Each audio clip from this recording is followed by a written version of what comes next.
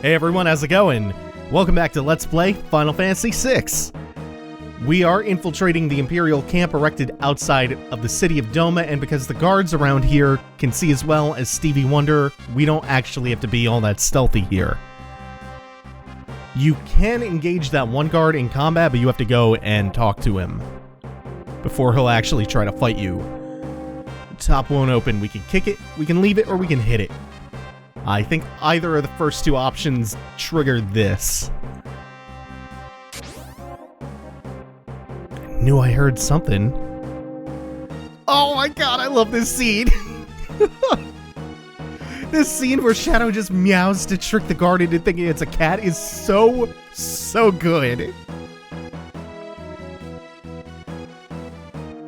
You always know where the tone lies with this game. It's so good, it gives me life. And there he is, General Leo. So the people of Doma are holed up in the castle, and they're prepared for a siege. And their strategy seems to be, let them try to come scale the walls or batter down the door, and we'll just send Cyan out to deal with all of them, because Cyan is kind of a badass. Also, I adore this little bit of dialogue from Leo, because it gives you a tremendous sense of who Leo is. And who Leo is happens to be a perfect foil for Kefka. He's everything that Kefka is not. He is honorable, he's upstanding, he's decent even to his enemies. And to his men, he's an inspiration. They look up to him, whereas they despise Kefka. They talk shit about him behind his back. Leo inspires loyalty and conviction, whereas Kefka inspires contempt.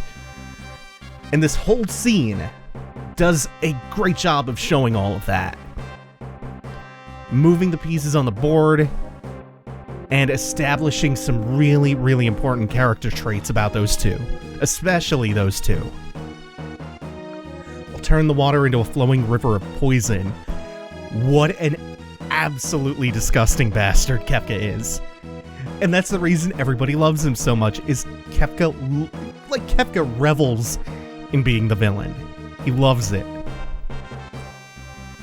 He is completely and utterly without scruples.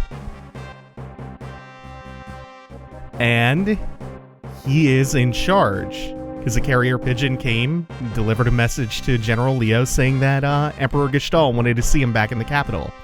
Right away.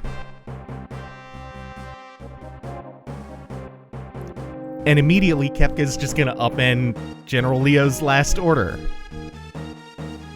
So good. This whole Imperial camp sequence. Aside from this bit coming up right now, not so great. Right away, that's weird, because we're fighting Kefka, it's just Kefka's normal sprite.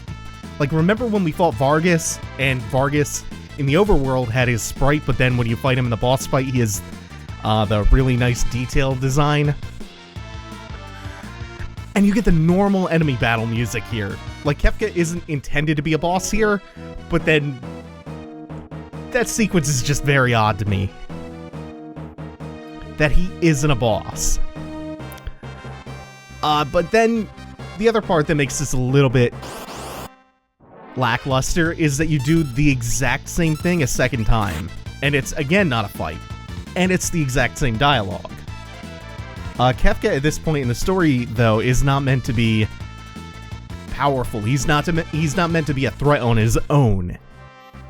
He just commands a lot of people who can fight in his stead. There's a little typo there, and another monster in a box. Oh, I'm also gonna splice this in on screen. Oh hey, hold on. That is Interceptor, Shadow's dog.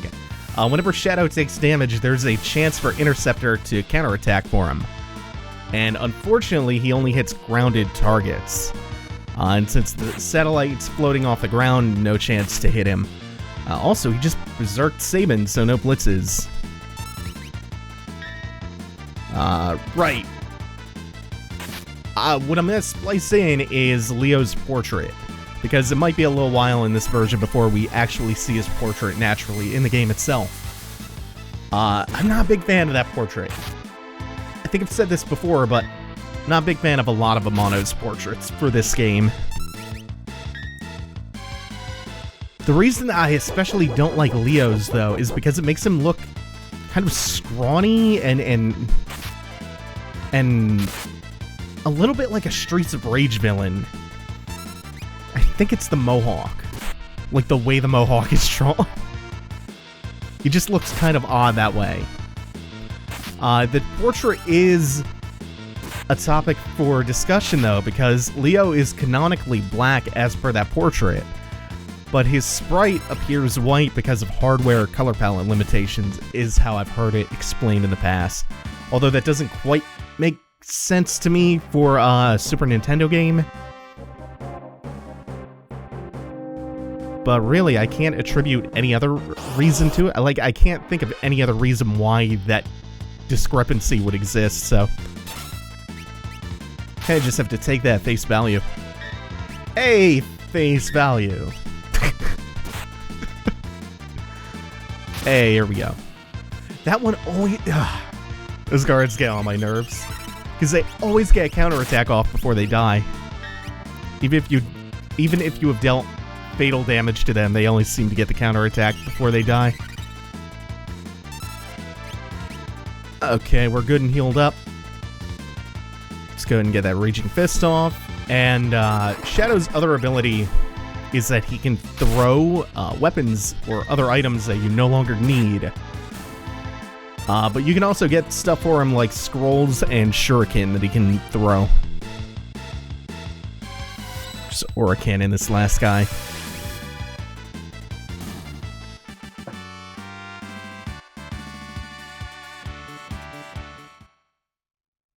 I've been playing a bunch of FF15 lately. Oh, hold on. Nothing can beat the music of hundreds of voices screaming in unison. The first really, truly reprehensible thing that Kefka has done is the poisoning of Doma Castle.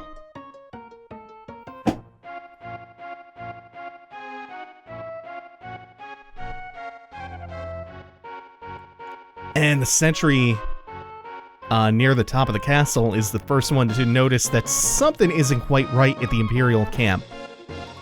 And then Cyan notices the tint of the water. Because of course, poison has to be purple. Gotta get that Technicolor poisoning in here. That's a good animation. I like that one a lot. And this whole flyby of the castle.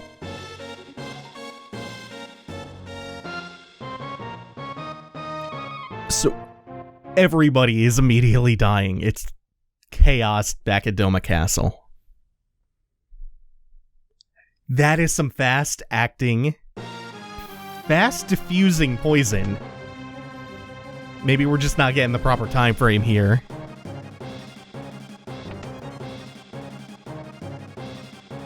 I'm just luxuriating in this music. And even everybody inside the castle, all dead, which includes some of the Gestalt Empire prisoners of war.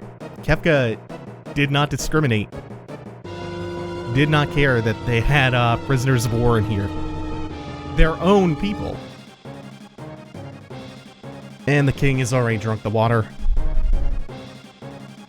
And he is dead.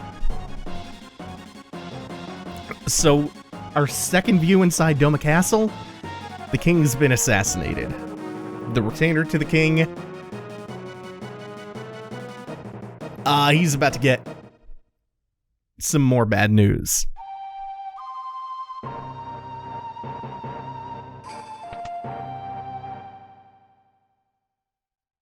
Oh shit, if I had come in here earlier, instead of going right to the king, I could have opened that chest. I don't think it's going to let me now. So the wife is curled up dead.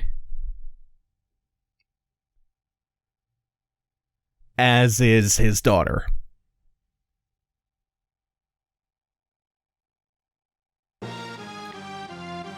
The music cutting out just for that one scene and then ramping right back up into this big operatic up-tempo beat. Perfect punctuation for that scene. It's like a big pregnant pause in the music. And then that goofy ass animation. Not great. But now we can kind of link up Sabin and Shadow and Cyan here. So we got dope party brewing. Hey, an interceptor finally hit someone. Interceptor's no joke. He alone makes Shadow worth keeping around. Shadow can really get going too once you start throwing scrolls and shuriken around.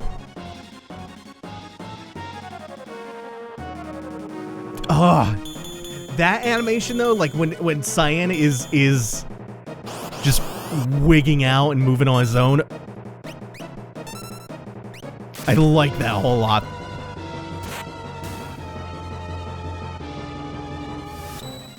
Just sells how erratic and infuriated he is.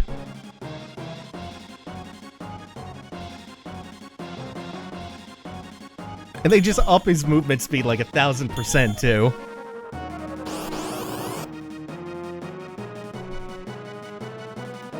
This is what I think FF6 does so well. Like, this is not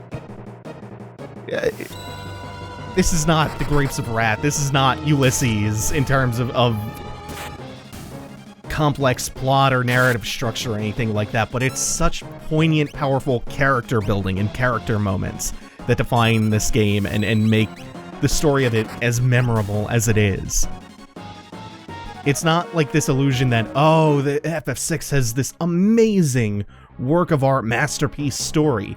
No, it's a really simple story full of cliches that has so much life and so much soul breathed into it by these very operatic characters. Like, the game is essentially written in such a way that feels more like a stage play, like a dramatic stage play, in terms of its writing structure and the notes that it hits.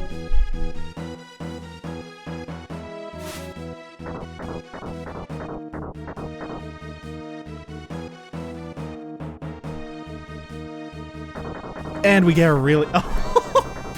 Oh my god, it's like in Titanfall 2 when you're in BT and you're just walking over dudes. Not even bothering to shoot or melee, you just walk over and crush. Ah! Oh, I was saying I was playing a lot of FF15 before. Bringing up Titanfall 2 brought that back to mind.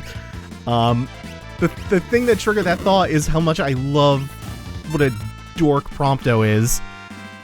Because every now and then you'll catch him humming the victory fanfare theme. You'll catch him humming da da da da da da da da da. Love it. Prompto is my favorite. Like, I could sit here and I could rag on FF15 all day, because I really don't think it's very good. I don't think it's terrible. Like, it's probably the best Final Fantasy since 9 or 10. Might be a little bit better than 10, I don't know. Not sure where I sit on 10. It's not great, but one thing that it absolutely 100% nails is that sense of camaraderie they were going for, and the character relationships, and the characters themselves are very rich, and very entertaining, and endearing. Like, that is FF15's big triumph, is its characters.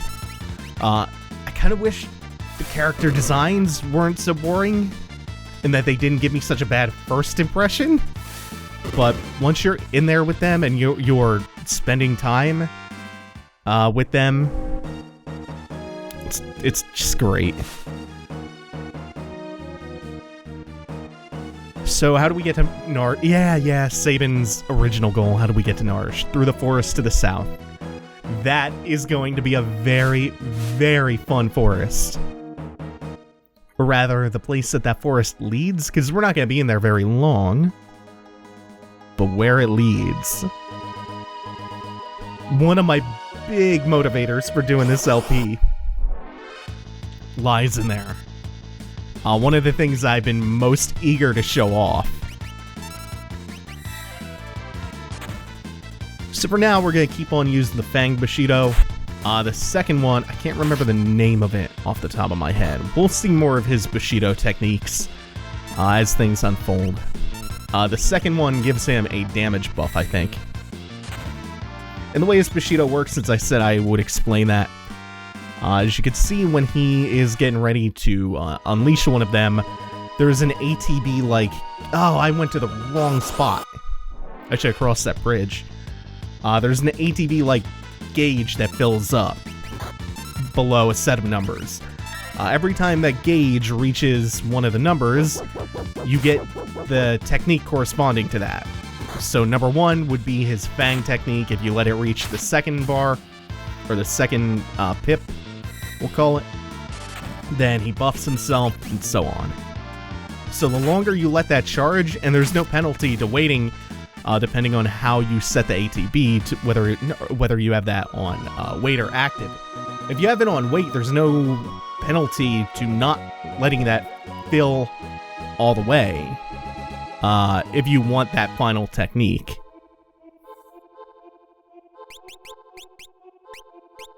Let's make sure we have, yeah, just optimized for now.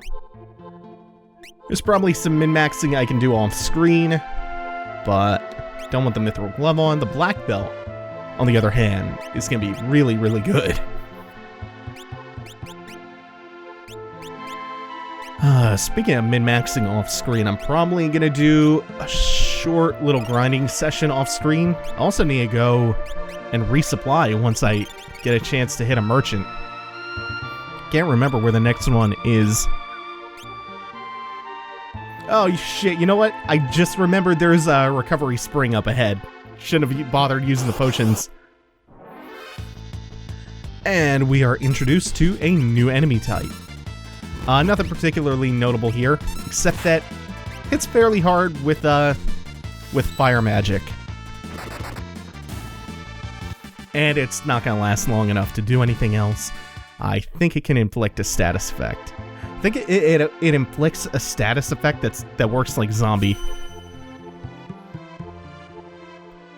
I've always found this spring very creepy looking. This whole Forest of Mist, but especially the detail in the spring, it looks like there's a face in there in the mist. And then Popliums, I'm not sure if they do anything special. They're mostly palette swaps of enemies that we saw earlier on in the cave. One of the caves is realized there are a lot of caves in FF6. Like, quite a bit. And I remember way back in the day when I first played this game, I was so positive that this forest was going to be like the Lost Woods, and that if you took a wrong turn, you would just keep looping endlessly over and over and over again.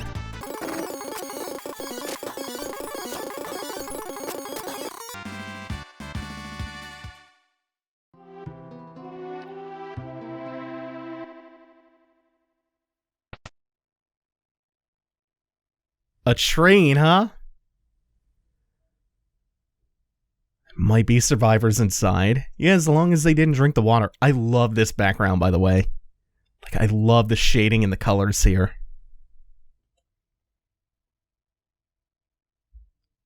Sir Sabin. Can't just wander around out here. We have to go on board. Sabin doesn't appear to have any damn idea what this train is. Cyan, on the other hand, seems pretty worldly and knowledgeable. And he's insistent that we have to get off the train. But it's too late for that.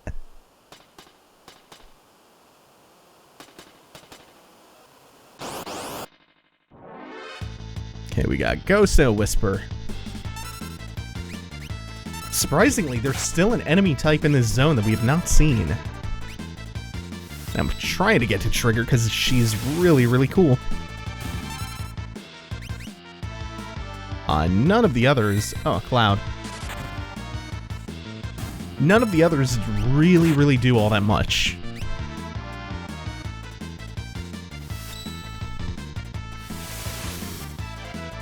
Oh! And that reminds me, there is a very minuscule chance that Shadow will just leave your party before you get to this point in the game. Can't leave the train. Oh, I thought I was supposed to come back there. Can't leave the train now. Oh, shit.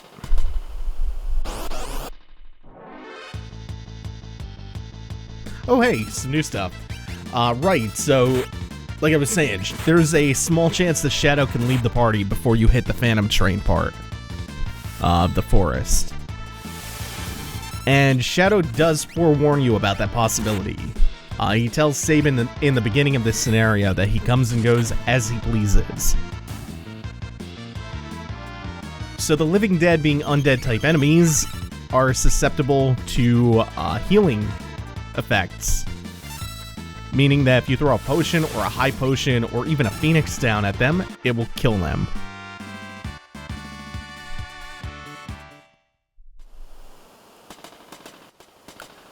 That's why I couldn't go to either of the other two carts. It's because you have to try to leave the train to trigger this bit of dialogue, and then the rest of the train becomes accessible. So this is the train that ferries the dead off to the afterworld. Or the afterlife. So now we can get back here. Cool. Perfect. We have this apparition wandering about.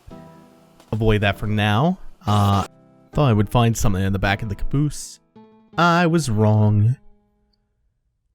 This is fun. We can bring the ghost along as a fourth temporary party member. In this back segment of the train. We find a little save point, and the conductor, who will tell us a little bit more about the Phantom Train. Ferries the dead to the other side.